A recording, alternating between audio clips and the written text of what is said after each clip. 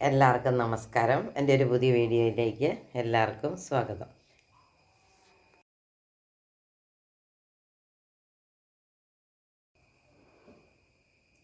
നമ്മുടെ ചട്ടിക്കകത്തിരിക്കുന്ന പച്ചക്കറികൾ കണ്ടപ്പോൾ നിങ്ങൾക്ക് മനസ്സിലായി കാണുമല്ലോ ഇതെന്തിനുള്ള പുറപ്പാടാണെന്ന്. ഇന്ന് നമ്മൾ വയ്ക്കാൻ പോണത് എരിശ്ശേരി, ചേന, മത്തങ്ങ, പയർ, എരിശ്ശേരി. അപ്പം നമുക്ക് അതുണ്ടാക്കാം.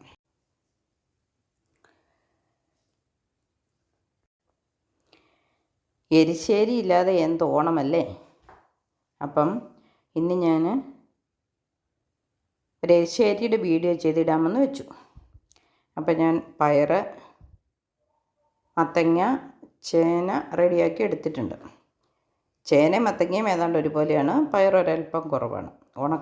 വൻപയറായിരുന്നെങ്കിൽ ഇതിലും കുറച്ചിട്ടാൽ മതിയായിരുന്നു. ചിലർ പയർ ഒത്തിരി ഇടും കേട്ടോ, പയർ കൂടുതലിട്ടിട്ട് ചേനയും മത്തങ്ങയും കുറച്ചിടും.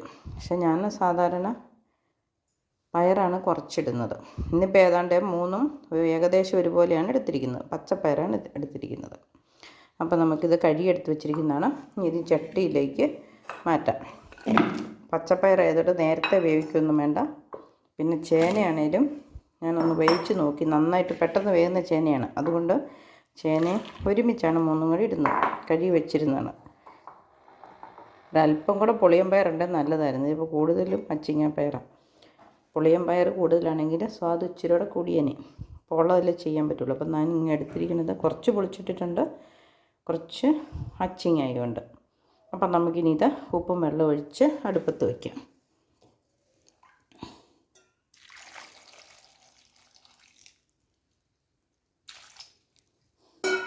വേകാൻ ആവശ്യത്തിന് വെള്ളം ഒഴിച്ചു. ഇനി ഇത് ഉപ്പ് ഇട്ട് അടുപ്പത്ത് വയ്ക്കാം. അപ്പോൾ കഴുകി അടുപ്പത്ത് വെച്ചിട്ടുണ്ട് ചേനയും മത്തങ്ങയും പയറും കൂടെ. ഇനി അതിനകത്ത് അല്പം ഉപ്പ് ഇട്ട് തീയും കത്തിക്കുക.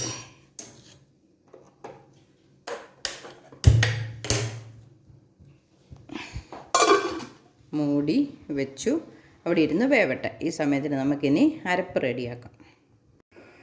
ഇനി ആ ചൂടായ ചട്ടിയിലോട്ട് ഞാനൊരു ഒരല്പം ജീരകം ഇട്ടു. ഇനി എരിശ്ശേരിക്ക് വേണ്ട തേങ്ങയും കൂടെ, ജീരകം പൊട്ടി ഒന്ന് ചൂടായാൽ മതിയല്ലോ. ഇനി അതിനകത്തോട്ട് എരിശ്ശേരിക്ക് വേണ്ട തേങ്ങയും കൂടി ഇടുവാണ്.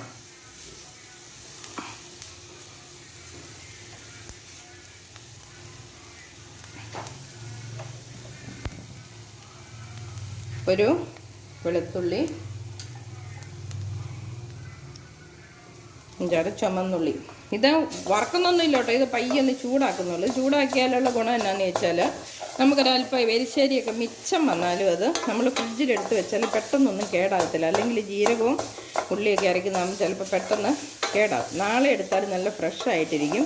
ഈ തേങ്ങ ഒന്ന് ചൂടാക്കുന്നത്. എരിശ്ശേരിയുടെ അരപ്പെന്ന് പറഞ്ഞാൽ നമ്മൾ ഒത്തിരി തിളപ്പിക്കുന്നില്ലല്ലോ. എരിശ്ശേരി ഒത്തിരി തിളപ്പിച്ച് കഴിഞ്ഞാൽ പയ്യെ തിളയ്ക്കുമ്പോൾ തന്നെ നമ്മൾ ഓഫാക്കി ഇടുമല്ലേ. അതുകൊണ്ട് ആ തേങ്ങ കേടാകാതിരിക്കാൻ വേണ്ടി ജസ്റ്റ് ഒന്ന് ആവി കയറ്റും, അത്രേ ഉള്ളൂ.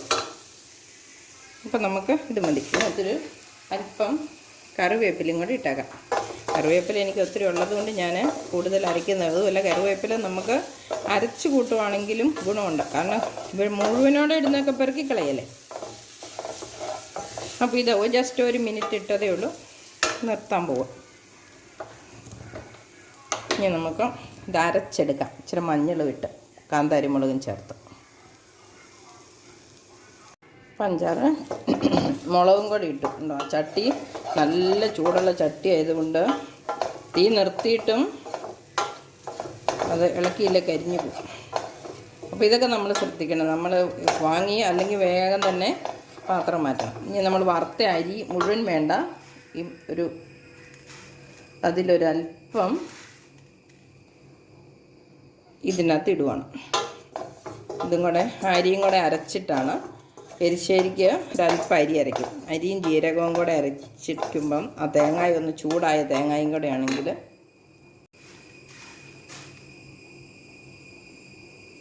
അപ്പം ഇത്ര അരി മതി. ഇത്ര അരിയും കൂടെ ഇതിനകത്ത് അരയ്ക്കുക. അപ്പം ഉള്ളി, മുളക്, തേങ്ങ, ജീരകം, അരി ഇതെല്ലാം ചൂടാക്കി ഇത് നമുക്ക് ഇച്ചിരി മഞ്ഞൾ ചേർത്ത് അരച്ചെടുക്കാം. മഞ്ഞൾ പൊടി കൂടെ ഇട്ടേക്കാം. എന്നാൽ പിന്നെ അതും കൂടെ കാണാൻ. സാധാരണ മിക്സിയുടെ ജാറിലേക്കൊക്കെ ഇടാറുള്ളൂ.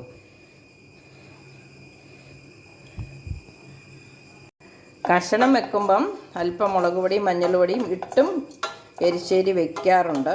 ഇന്നിപ്പം മഞ്ഞൾ മുളകും ഞാൻ ഇട്ടില്ല, കാരണം ഒത്തിരി മുളകിൻ്റെ എരിവിൻ്റെ ആവശ്യമില്ല ഇവിടെ. അത് ഇച്ചിരി മഞ്ഞച്ചിരുന്നാലും കുഴപ്പമില്ല.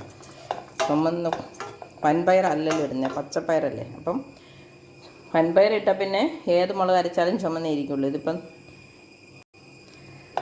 എരിശ്ശേരി മഞ്ഞച്ചിരിക്കട്ടെ എന്ന് വിചാരിച്ചുകൊണ്ടാണ് പത്തരമുളക് അരയ്ക്കുന്നില്ല.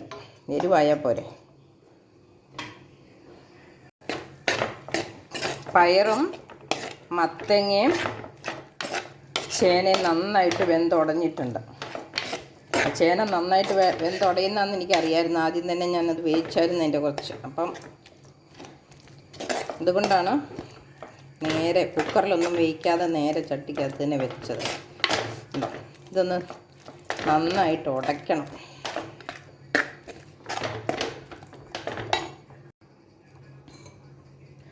അരപ്പിട്ടു.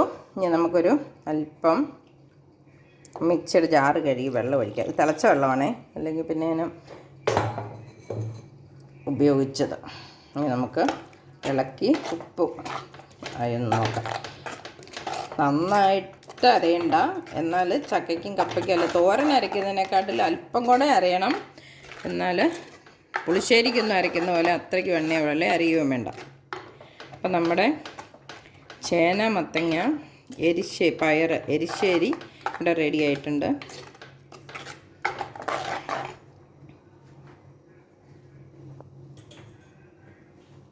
ഇനി ഇത് തിളച്ച് കഴിയുമ്പോൾ നമുക്ക് പതുക്കെ തിളച്ചാൽ മതി കേട്ടോ. ഒത്തിരി നേരം തിളച്ച് വറ്റുമൊന്നും വേണ്ട. ഉപ്പുണ്ടോ എന്ന് നോക്കാം.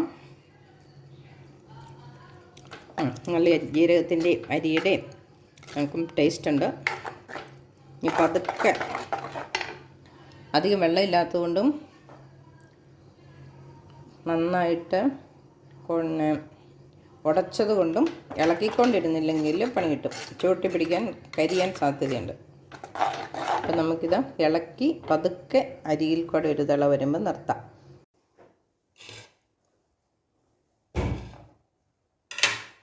എണ്ണ അടുപ്പത്ത് വെച്ചു. നമുക്ക് ചൂടായിട്ടുണ്ട്. ഉള്ളി ഇട്ട് കൊടുക്കാം. എരിശ്ശേരിക്ക് കടുകിടില്ലല്ലോ. പിന്നെ ഇടുന്നവർ അരിയാണ് ഇടുന്നത്. അപ്പോൾ അരി ഇട്ടാൽ അത് കടിക്കുന്നത് ഇവിടെ ആർക്കും ഇഷ്ടമില്ല. അതുകൊണ്ട് അരി അരയ്ക്കുകയും ചെയ്തുകൊണ്ട് ഞാൻ അരിയും ഇടുന്നില്ല. ഇനി ഒരു വത്തലമുളക് മുറിച്ചിട്ടിട്ടുണ്ട്. ഇച്ചിരി കറിവേപ്പില ഇട്ടു. ഇനി അല്പം തേങ്ങ കൂടെ ഇടാം.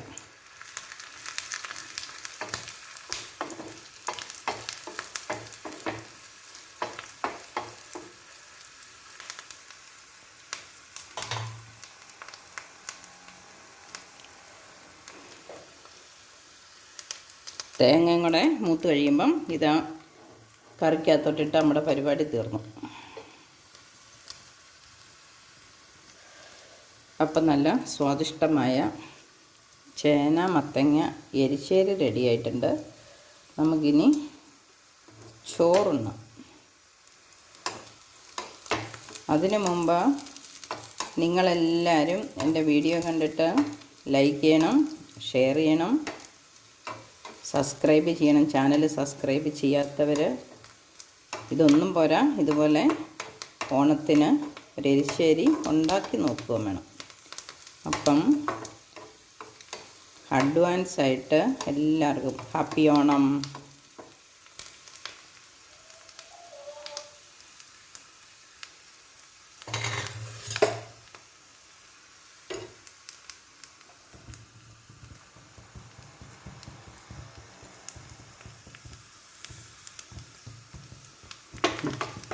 തേങ്ങയൊക്കെ മൂത്തിട്ടുണ്ട്.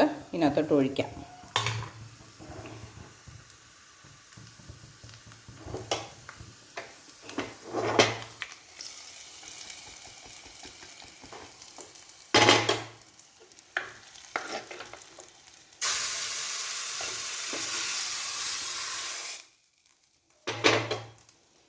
അപ്പം ഒന്നും കൂടെ എല്ലാവർക്കും ഒരു നല്ല ഓണം ആശംസിച്ചുകൊണ്ട് നന്ദി, നമസ്കാരം.